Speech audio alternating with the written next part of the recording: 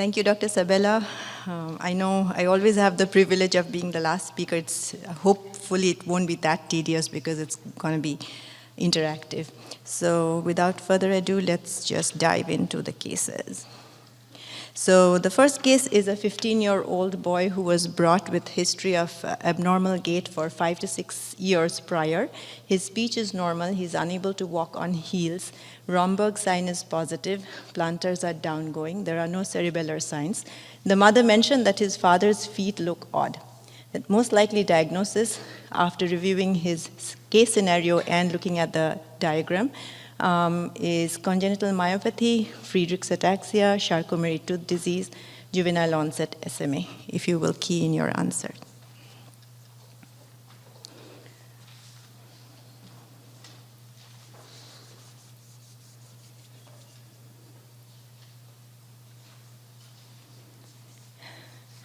Nice. So 1/3 of you thought that is Friedreich's ataxia.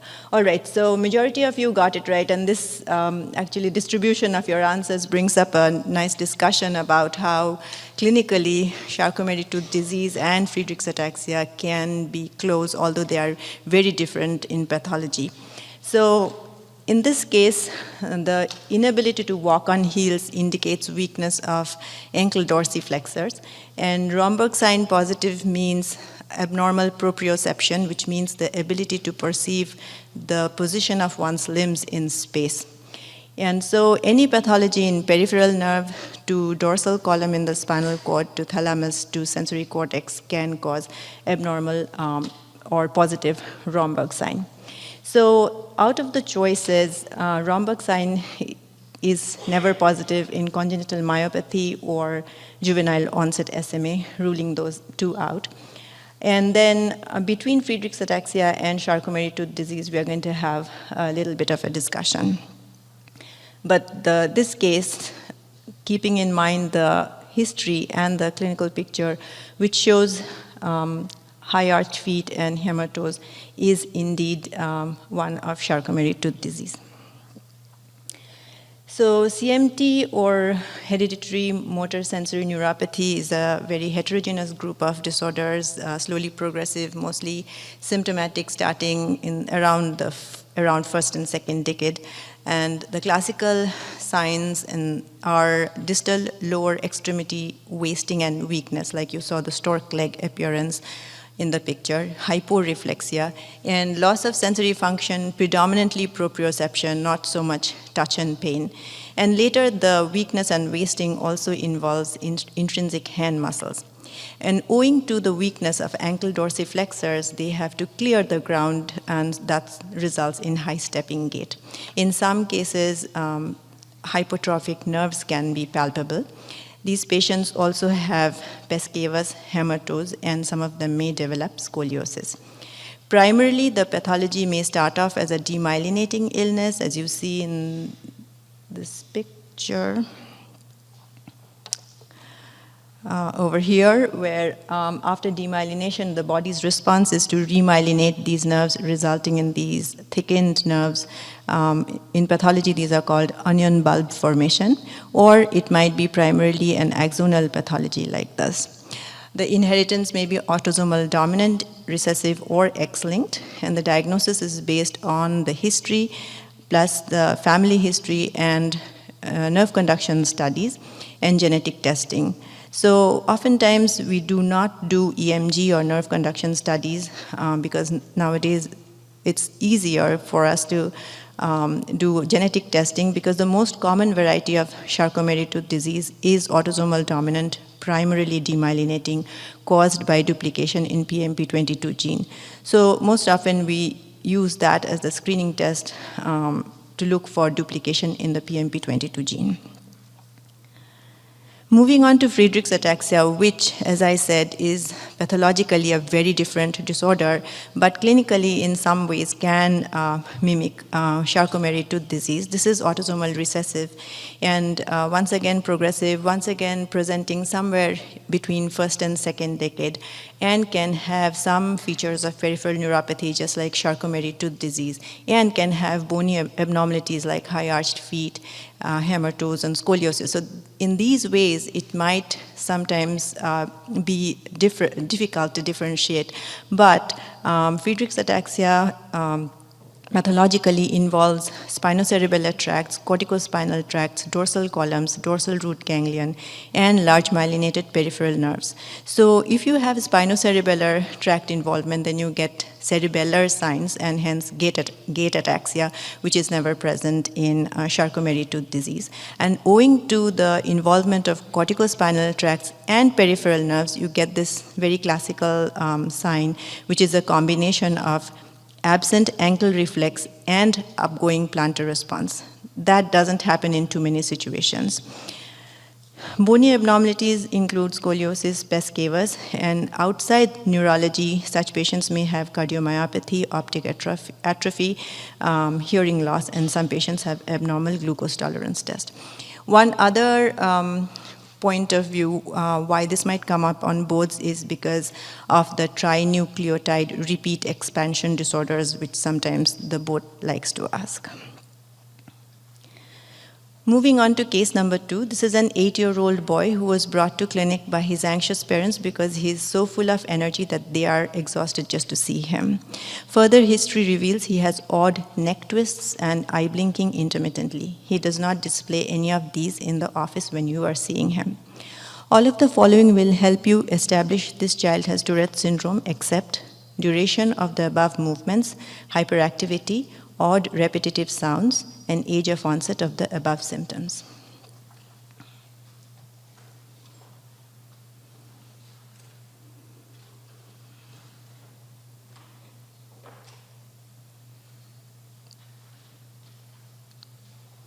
So most of you got it right. In these kind of questions, it's just good to keep an eye on the except thing. So all of the following except.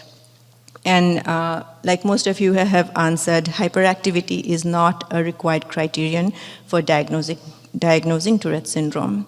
So any individual less than 18 years age who has multiple different motor tics and phonic tics lasting more than 1 year without a more than 3 month period, 3 month tick-free period in a row qualifies for a diagnosis of Tourette syndrome. And the classical features of these tics are that they wax and wane over time. So some days are good, some days are not. And then they change from one type to another. It's most unusual to have the one tic for a long, long time. That's not at all typical. And they are semi-voluntary, they are not involuntary. So these individuals are able to suppress them voluntarily for a brief period of time. So oftentimes the history is that they are not seen in school or they are not seen in the doctor's office because they are voluntarily suppressing it. Some of them indicate some kind of build-up of tension inside them, which gets sort of satisfied after the tic is completed. So that's called an urge. So older children will sometimes come up with the history of having an urge. In Tourette syndrome, tics are often present with other comorbidities, of which the most common one is ADHD. More than 50% have ADHD. The others being obsessive compulsive disorder, learning disabilities, anxiety. Some of them have other behavior problems like defiance, etc. And then some have autistic-like behaviors or social awkwardness. As far as is known so far, tics are caused by an excess of dopamine in the brain. Why that dopamine is in excess is not clearly known, but there is something that goes wrong in the wiring between the frontal lobes and the basal ganglia that leads to excess dopamine secretion. And there is some genetic role, but we have not pinned down a single gene responsible for Tourette syndrome yet. Any kind of investigations, whether it's imaging studies or EEG or blood work, is not at all relevant when making a diagnosis. It's the history. And sometimes nowadays, parents bring videos of these movements that helps make the diagnosis. Oftentimes, children with Tourette syndrome are not treated because the tics are just there and they don't affect the child in any way. But if they are impairing something in day-to-day life, for example, neck twisting tics are causing neck soreness, or the child is very self-conscious or is developing low self-esteem because of the tics, something like that, then we are prompted to treat. And treatment may be in the form of medications or something called habit reversal therapy, where they are taught to do deliberately some competing movement which will suppress the tics. Oftentimes, treatment is focused more on the comorbidities than on tics. A few words about the ADHD part of Tourette syndrome. Sometimes uncontrolled tics can cause distraction and inattention, which may be interpreted as ADD, but just controlling the tics may take away the inattention. And in some patients, the ADHD may present way before the tics. And in some patients, attempting to treat the ADHD may worsen the tics. And in some patients, anxiety may masquerade as ADHD, so the correct approach would be to correct the anxiety rather than treat the patient as ADHD. Moving on to case 3. This is a 12-year-old girl who comes to the emergency room with headache. That morning she started having throbbing bifrontal headache, felt sick and vomited. Her mother gave her ibuprofen, after which she went to bed, thus missing school. On awakening after 2 hours, the headache was gone. This is the 5th such episode in the last 4 months. Her mother has menstrually related headaches. In the emergency room, her exam was normal. Which of the following would you do as ER physician apart from a thorough H&P? Admit the patient for observation, get MRI brain, ask for urgent neurology consult, or discharge with appropriate advice.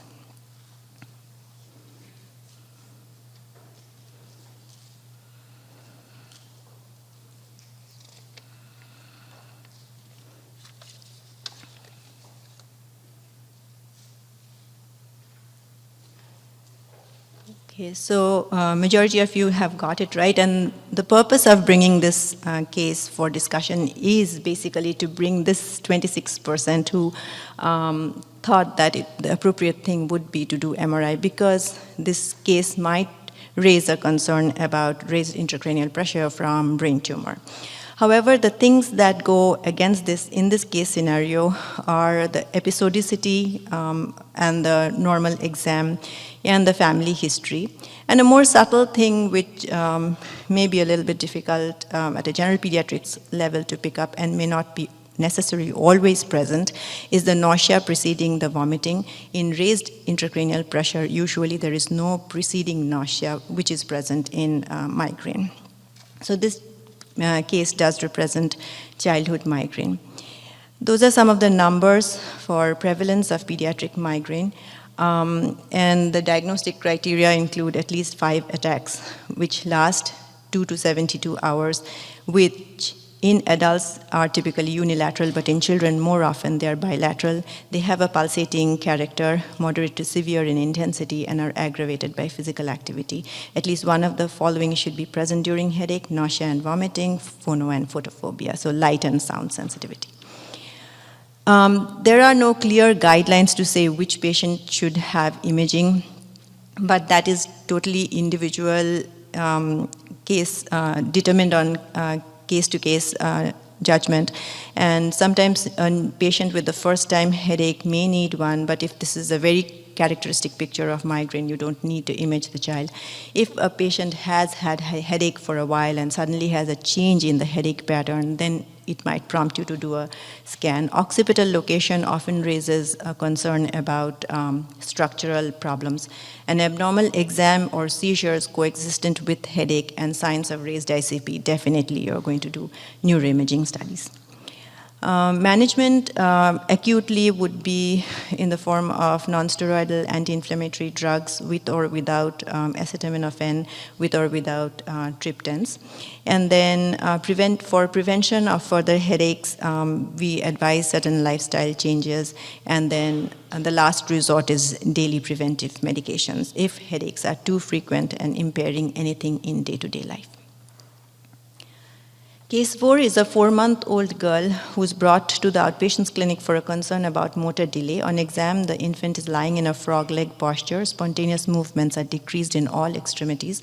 There's marked hypotonia, as you see in the picture, and reflexes are not elicitable. You're not sure if there are fasciculations in the tongue. CK is normal. What will you order as the next test: X-ray spine, detailed eye exam, SMN gene test, or physiotherapy consult.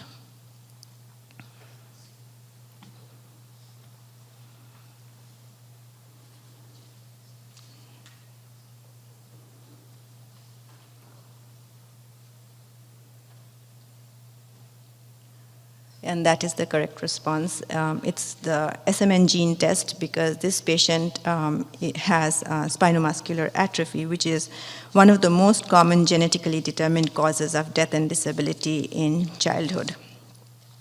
So a combination of severe hypotonia, muscle weakness, and areflexia at this age, it's pattern recognition. This kind of a combination probably has just one diagnosis, which is spinomuscular atrophy. So this is an autosomal recessive disease characterized by degeneration of anterior horn cells in the spinal cord, and sometimes also in the motor cranial nerve nuclei in the lower brainstem, caused by mutation or deletion in SMN gene on chromosome 5. And there are 3 types of spinomuscular atrophy. The most severe type is infantile in onset, called Wernicke-Hoffmann disease. Majority of these patients used to die before 1 year age. We'll talk a little bit more about current treatment. And then type 2 onset is between 6 and 18 months. Type 3, more than 18 months, that's called Kugelberg-Welander disease. As you go upward in age of onset, then the severity becomes less. The characteristic clinical picture is of a bright-looking child who has intact eye movements, but no limb movements, extremely hypotonic, lying in a frog-leg posture, sometimes with paradoxic breathing because intercostal muscles are weak and diaphragm is preserved. So that's a very typical clinical picture of a child with SMA.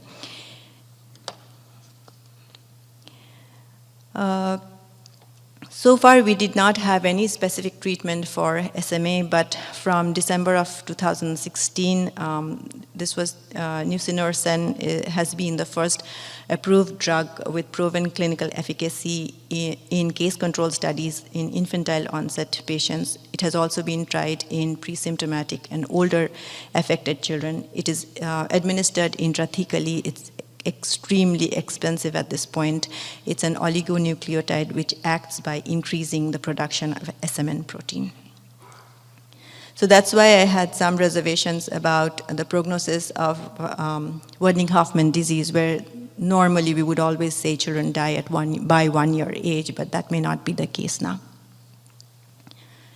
This is a 3-month-old infant who was brought by anxious parents for a concern about asymmetry of the face.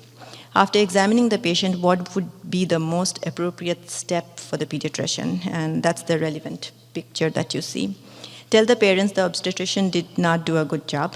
Prescribe steroids per latest guidelines. Reassure parents that in a few months it will be gone. Reassure parents with a cautionary note.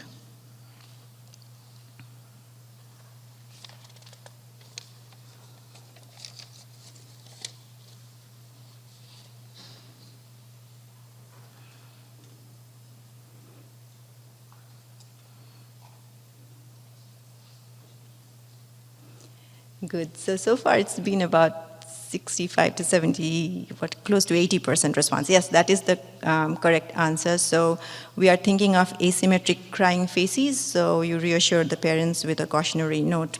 And why the caution is because sometimes these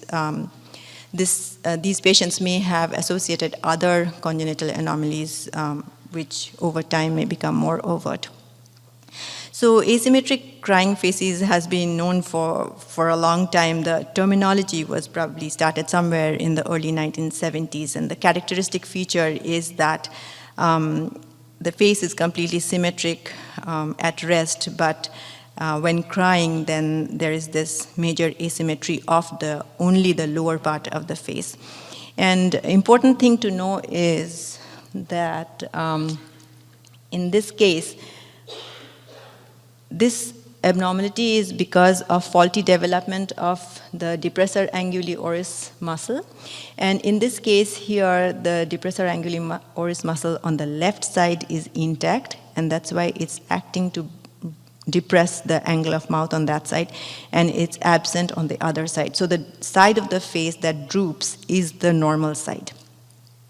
So as I said, this may be just an isolated finding, or it may be in association with other anomalies. So one of these other anomalies could be to do with some heart defects as part of what is called Kehler syndrome. But there is no such guideline which says you're looking for other abnormalities unless it becomes overt in clinical examination in the routine checkups. So the differential diagnosis of asymmetric crying faces is birth-related facial nerve injury. So the difference of facial nerve injury from this condition is that in the lower motor neuron type of facial nerve injury, the whole face is involved. So whether it's to do with frowning, whether it's to do with eye closure, nasolabial furrow asymmetry, and the angle of the mouth, the whole half of the face is involved if it's a lower motor neuron type, which is more likely to happen in birth-related facial nerve injury rather than upper motor neuron. In upper motor neuron, it's the opposite side of the face, only the lower half of the face, which is involved sparing the upper. So, but that's unlikely in birth-related injury situation. So that will be the differential diagnosis between asymmetric crying faces and facial nerve birth-related injury. The mother of a 9-month-old girl said, "My daughter has suddenly clamped down. She stares at the art pieces on the wall, but does not look into our eyes. She has stopped smiling. It's odd that she does not resist to her toys being taken away. On exam, you note that her head circumference has fallen from 19th centile at 4 months to 11th centile now, and she's busy doing an odd repetitive movement with her hands. Which of the following would be true for your presumptive diagnosis? She is likely to be dysmorphic. In all likelihood, there is history of antenatal exposure to alcohol. A genetic test is the most appropriate next step. There is a risk of raised ICP since the head size is falling."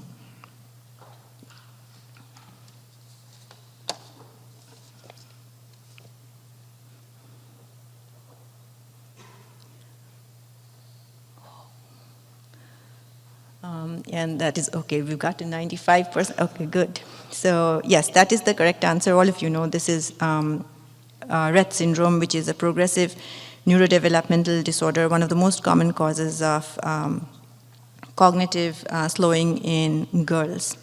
So it is an X-linked disorder affecting 1 in 10,000 to 20,000 girls. Majority of them, so 95% in the typical Rett syndrome and 75% of atypical Rett syndrome, it is from mutation in the MECP2 gene on XQ28. But if this gene test comes back negative, then there are rare cases from CDKL5 or FOXG1 gene mutation. So the characteristic features are completely normal development for the first 6 months of life, and then the development starts plateauing, and then head growth slows down, and there's loss of expressive language and social skills, which is like autistic features. And then they stabilize, and then they survive into adulthood. The most characteristic feature is the replacement of purposeful hand movements by odd hand-wringing movements, which are also called stereotyped movements. So in about 50%, with increasing incidence, there's possibility of seizures. And there are some other abnormalities associated in Rett syndrome, like say about 70% have abnormal breathing patterns, more than 90% have bruxism, some of them have oropharyngeal incoordination, upper GI dysmotility, gait apraxia, somewhere around 75% develop scoliosis, and cardiac rhythm instabilities like prolonged QT as an EKG pattern, and then some of them have insomnia. And we know very well that there is no specific treatment for this. This is a newborn male at 6 hours of life you're seeing, who was born after shoulder dystocia, is noted to be moving the right arm less than the left. All of the following deficits are consistent with Orb's palsy, except loss of shoulder abduction, loss of elbow flexion, loss of forearm supination, and loss of grasp reflex, if you will key in your answers.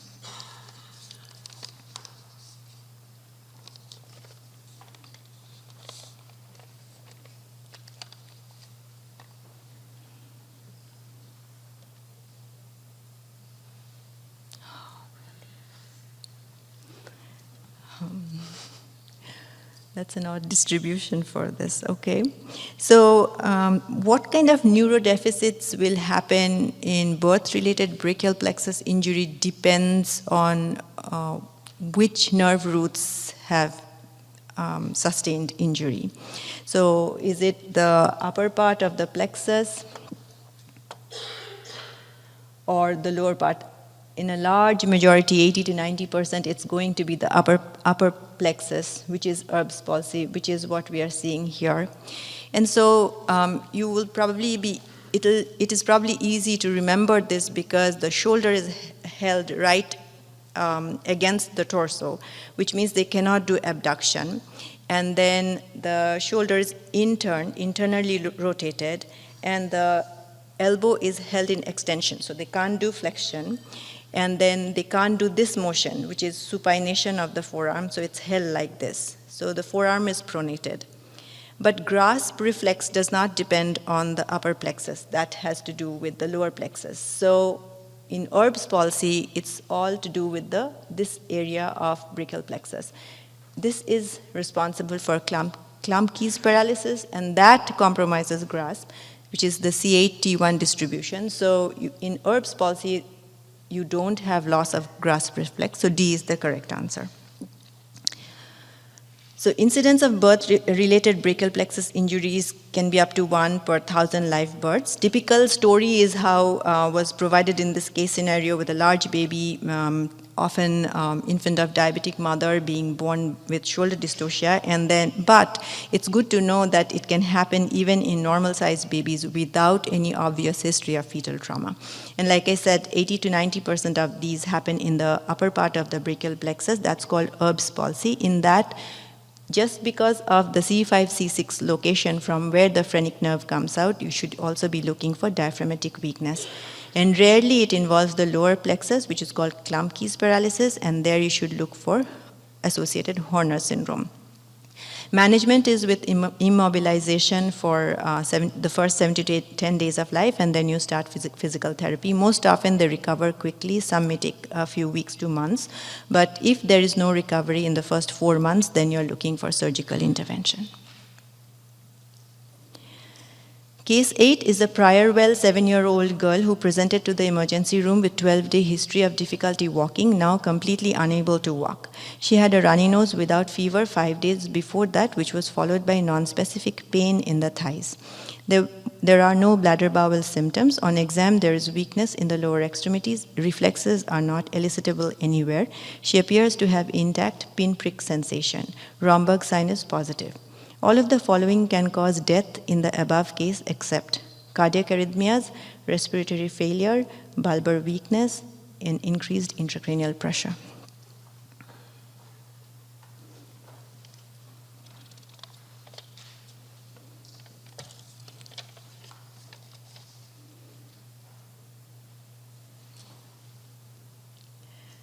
And that is correct. What is this case? It's Guillain-Barré syndrome. So you don't get increased intracranial pressure in Guillain-Barré syndrome. So if we do pattern recognition, this is a child with what we call acute flaccid paralysis. So the conditions which can cause AFP or acute flaccid paralysis are Guillain-Barré syndrome, poliomyelitis, transverse myelitis, botulism, tic paralysis, and acute exacerbation of some pre-existing conditions like spinal muscular atrophy. So when you have lower extremity weakness with complete areflexia in a child who has had a preceding febrile illness, with or without, it's not always necessary to have that history of febrile illness, then the only diagnosis probably is Guillain-Barré syndrome. But something which very closely mimics that is transverse myelitis. So sometimes those two are very difficult to tell apart. Symmetric weakness indicates in favor of Guillain-Barré syndrome. If it's asymmetric, it indicates more in favor of poliomyelitis, which we don't think about in today's world. And then, of course, botulism, tic paralysis, those are other possibilities, but from how common this scenario is, in childhood, the first thing you would think about is Guillain-Barré syndrome. So the combination of ascending lower extremity symmetric weakness with or without any sensory signs, symptoms, with areflexia, think of Guillain-Barré syndrome. In a much younger kid, say an infant with severe hypotonia with areflexia, think of spinal muscular atrophy. So areflexia complete is not all that common.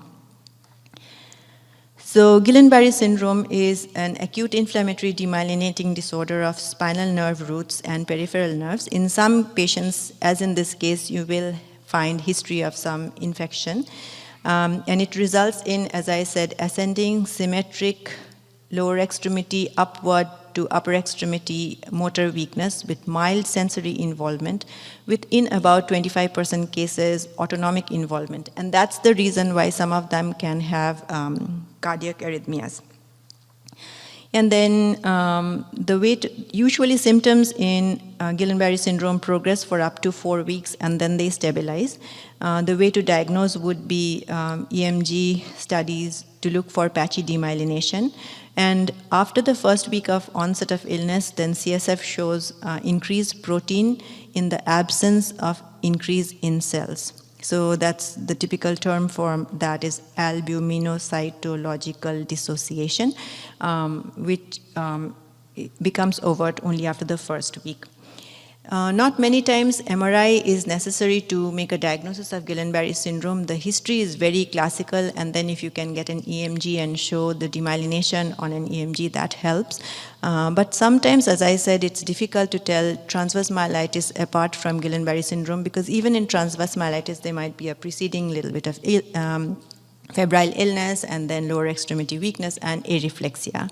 So it may be difficult to tell these two apart. Then we do a MRI, and if it demonstrates enhancement of the nerve roots, then that is Guillain-Barré syndrome. It's treated with IVIG or plasmapheresis, and about 85% of patients make full recovery. The mother of a 10-month-old brings her daughter to switch primary care. She has brought it up to the previous PCP from 6 months age, that the child, that when she approaches the little girl intending to lift her up, she stretches out the left arm more spontaneously than the right. She also grabs her left foot with the left arm when lying supine, not so much the right. What will be your next course of action? Reassure mother asking for physical therapy and follow-up. Inform mother that her daughter is left-handed. Ask for neurology consult. Ask for orthopedics consult. If you will key in your answers.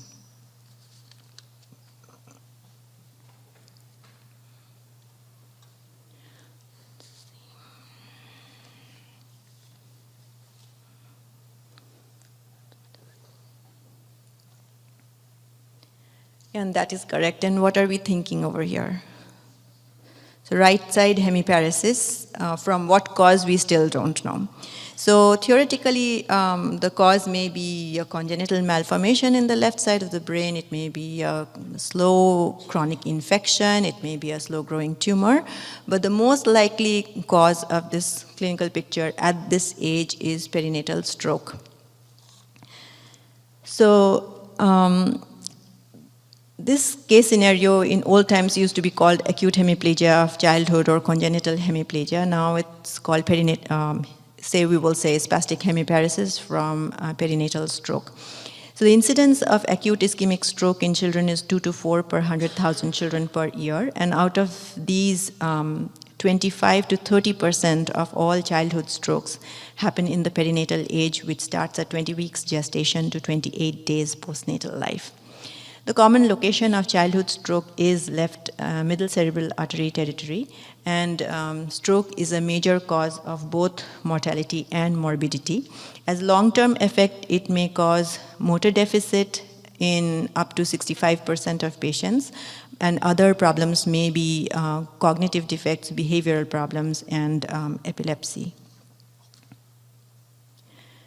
So the cause of stroke, in contrast to adults who have atherothrombotic, say, carotid artery disease, that's not the cause of stroke in children. It's idiopathic in 30% patients, and in others, it may be heart disease, either congenital or acquired. It may be a prothrombotic state, for example, protein C, protein S, antithrombin 3 deficiency. It may be some kind of a vasculopathy like moya-moya disease, whether it's primary or secondary, and then vascular disease as in sickle cell disease. Other causes can be infection as in meningitis, encephalitis, but one of the infections important to remember for boards is varicella angiopathy, which can cause stroke. And other rarer causes would be dissection and drugs, illicit drugs, particularly like cocaine. And always remember stroke in the setting of an Afro-American patient, remember sickle cell disease. Overall recurrence risk of stroke is 15 to 20%. Recurrence risk of perinatal stroke is not that well established, and the diagnosis is based on MRI and MRA. Unlike adults, we don't have clear guidelines for acute management. In the acute state, a lot of management is very supportive, for example, maintaining oxygenation, maintaining optimal blood pressure, and so forth. But regarding TPA and thrombectomy, really there are no clear guidelines as in adults. Such things are done only in highly established protocols or in exclusive hospitals where there is good coordination between ER and radiology and pharmacy and PQ, where they have established protocols and exclusion-inclusion criteria. This is not something like standard practice. And there is no consensus on use of anticoagulants, except if you get a scenario where stroke is caused by cardioembolic cause or from extracranial dissection. There we give anticoagulants. But for other situations, whether it's nothing or it's antiplatelet drugs is not very clear. This is an 11-month-old girl who is brought to the clinic referred by PCP for a concern about rapidly increasing head size. At 11 months age, she can say Baba, Mama, walk independently, pick up small things neatly, interact with peekaboo, but does not imitate adults. Exam shows bifrontal prominence, normal neurological exam, including fontanelle. What is the most likely diagnosis? Cerebral gigantism, hydrocephalus, benign increase in subarachnoid space, autistic spectrum disorder. I'm sorry, this doesn't show the head circumference profile very well.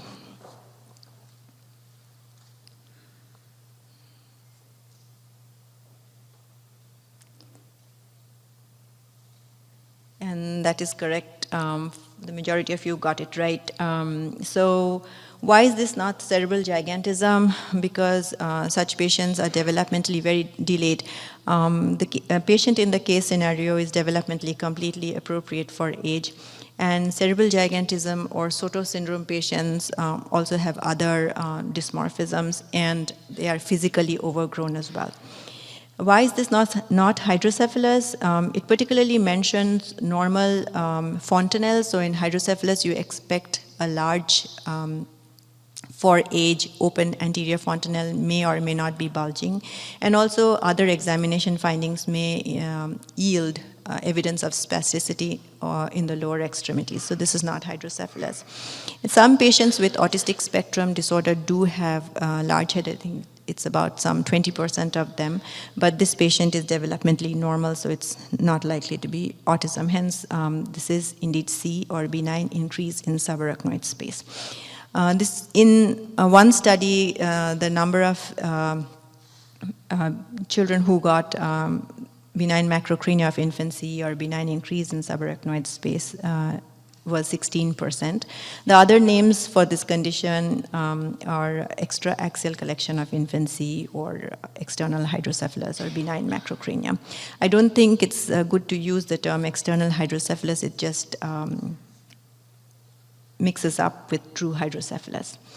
The cause of benign macrocrania, or as you see in this picture, there is increase in extraaxial space. So the space between the brain and the skull vault is increased. That's the subarachnoid space. And typically that happens in the frontal location, which is one of the ways to be able to differentiate from brain atrophy. So if the brain is atrophied, even then the space around it would increase, but that happens universally anterior and posterior.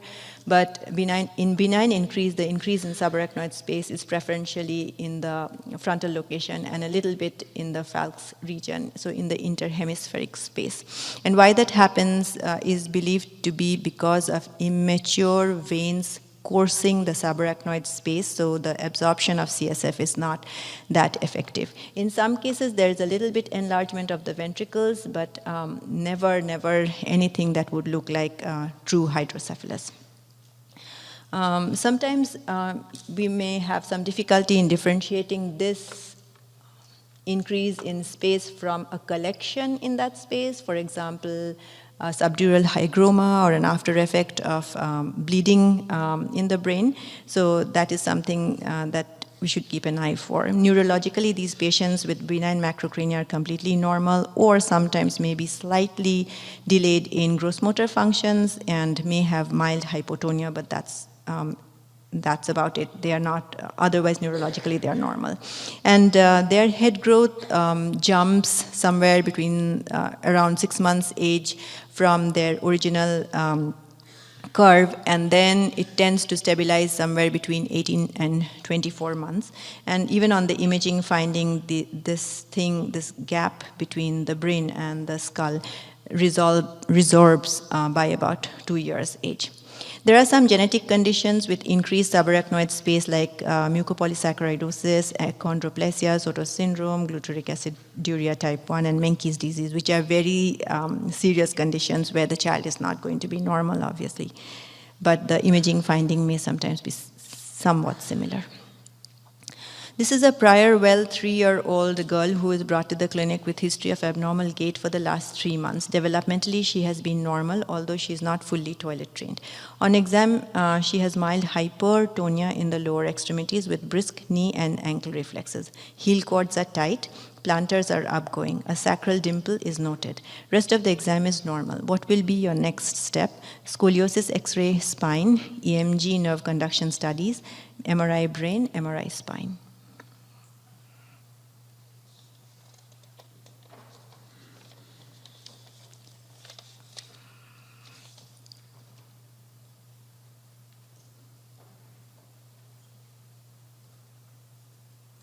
Good. All right. So what are we thinking of here?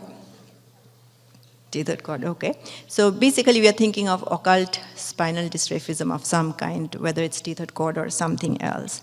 So the different developmental spinal cord lesions may range from as benign as a tethered cord, which has a simple way of treatment, to meningocele, which is an outpouching of the meninges, to meningomyelocele, which is an outpouching of the meninges together with neural elements. And a couple of things to remember about myelomeningocele: about 75% of them are associated with hydrocephalus. 90% of them are thoracolumbar in location, so not cervical or higher up. And then about 95% of patients with Chiari-2 malformations also have meningomyelocele. Those are some things which may be relevant to boards. And in that spectrum comes caudal regression syndrome, where there is lumbosacral agenesis or cyanomelia, in which the lower extremities are completely fused. These are known associations of babies born to diabetic mothers.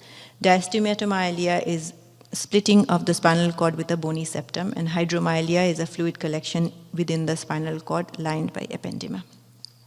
So tethering of the cord is where the normal ascent of the spinal cord is hindered by either a short phylum terminally, or by a dermal sinus tract, or by lipoma. Something is holding back the normal ascent of the spinal cord, and it is believed that this traction to the lower cord causes some local hypoxia, leading to motor, sensory, and sphincter-related symptoms. So the normal position of the lower end of the conus medullaris is lower border of L1 vertebra, but because in case of tethered cord, the normal ascent is hindered, so the lower end of conus is way below that. And so detethering surgery is the way to go. The last case is a 6-week-old boy who was brought to the clinic since he was first seen by neurology services for neonatal hypotonia. At that point, the NICU nurses were having a difficult time feeding him. He had retrognathia and undescended testes. At the current visit, his diagnosis has already been established. Which of the following tests do you think clinched the diagnosis? Genetic test, echocardiography, urine drug screen, or brain MRI?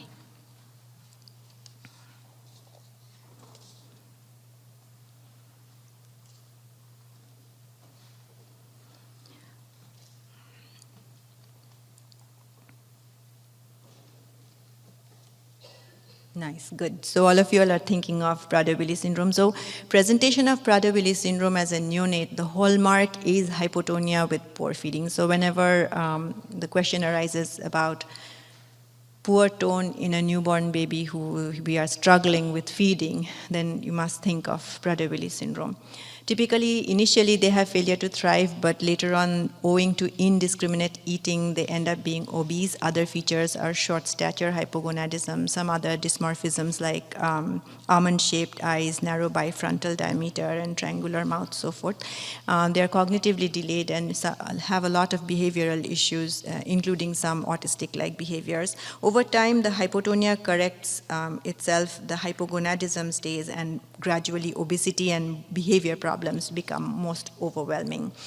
And if the question is about what test to choose, then methylation test is the best one because it picks up about 99% of these patients.